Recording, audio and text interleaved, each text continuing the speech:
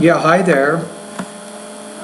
These comments are for, let me take a look at your name here, Chandra, right? And if I remember correctly, you're actually one of my students at the online TOEFL course called the 7-Step System to Pass a TOEFL IBT, and you have asked me a question, and my TOEFL IBT writing and speaking specialist, Jacob, he sent the message over to me so I could take a look at it. So let's take a look at your situation. I hope you don't mind I'm answering this by YouTube, because there's a lot of other students out there that I think have similar problems to what you have. So I feel like we can help a lot of people at the same time by dealing with your problems. So you say, "Dear Jacob, I am thankful for your constructive feedback and evaluations. My typing speed is too slow and not accurate. I am focusing to improve. I have not gotten a time for editing. Now I feel I had to find the 7-step system before 3 years. I started preparing in 2009. The most important thing, my reading is so poor. I spent so much time for improving reading skills, but I still get lost when I read long paragraphs. I do not expect better scores on other sections because I have not provided time for them. I have shared some of my weaknesses with Michael. If you get an opportunity to speak with him, please discuss about me. If you'd like to hear about my struggles in improving English, I will share with you in the future." All right, and Jacob was kind enough to send this information over to me, and now I'm going to take some time to talk to you, and specifically, I'd like to focus right now in reading. I want to talk about improving your overall reading. Now, step one. You already know that this is a weakness, so you've identified this as a problem, which means you're willing to improve. Now, how do you do it? So there's a few things that you can do at my website and just in general that will be very effective to helping you improve your reading proficiency. Now, the first thing I want to tell you before I get into the actual things you have to do to get better is be patient. Reading is a complex language skill. It takes time. It takes a lot of practice to get little results. But the more you practice over an extended period of time, I think the better results that you will have. Okay, so number one. The first thing, Chandra, is, and you live in Colorado, so you have no problem with this, is you want to read newspapers, magazines, and longer books in English. You want to do this about 45 minutes every day for several months, ideally for 6 months.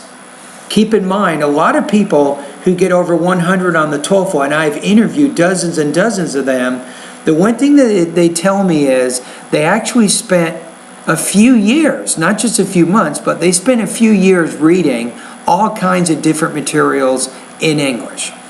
Now, as you're doing this extensive reading, 45 minutes every day, if you want, you can keep a reading journal. And in that journal, you can write down any new words you see.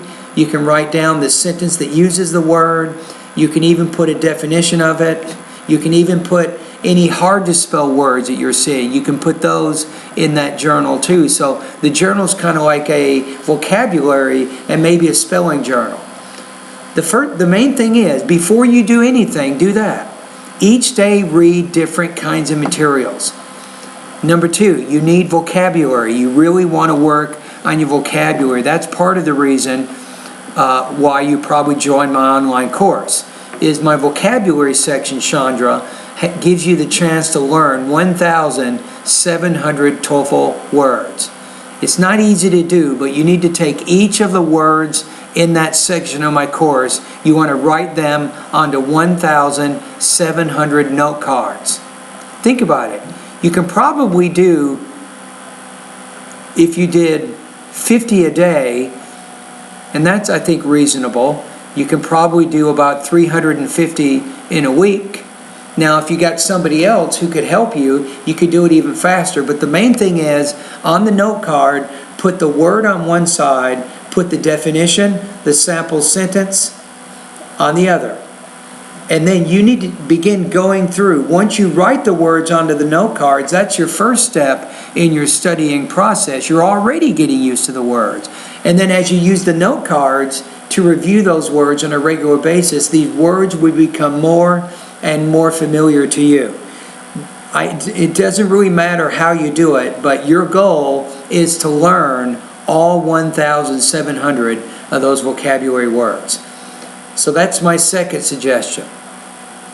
My third suggestion is, if you go to the reading section of my course, you definitely want to go over the TOEFL IBT. Actually, let's not talk about that one yet. Go to the speed reading section of the reading part of my course and really work hard at increasing your reading speed from 100 to 350 words a minute. Now, a lot of students think that the whole purpose of those speed reading tests is to improve your TOEFL reading score, for example, but it is partly that purpose, but the main purpose of going through those speed reading tests is to increase your reading speed.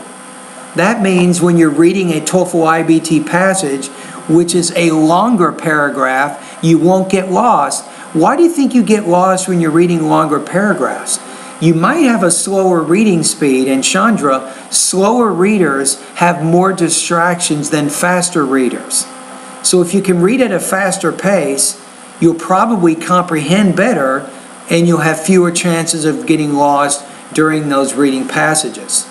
Right? So that's another suggestion. Now, once you're doing the extensive reading, you're studying the vocabulary, you're increasing your reading speed, once you feel like you've made some good progress in those three areas, the next thing you want to do is to go to my reading part of my online TOEFL course and make sure that you review the IBT reading test-taking strategies. There's two things here. Number one, you need to identify the different IBT reading question types. For example, some questions are rhetorical type questions, asking you why or how the writer is doing something in the reading passage. On the other hand, another question might be a main idea type question. And still another, it might be what's called completing a chart or a table type of a question, where you have to understand the organization of the whole passage, then you have to complete that chart or table to reflect that understanding. Now, whatever the question type is, you need to understand what they are, but more importantly, what are the strategies for answering that particular type of question? So it's very, very important for you. And then finally, if you have a TOEFL book, I don't really have this offered on my course right now, and I think it's better if you just use a TOEFL book for this, is you need to start completing reading practice tests, right? You need to check your comprehension.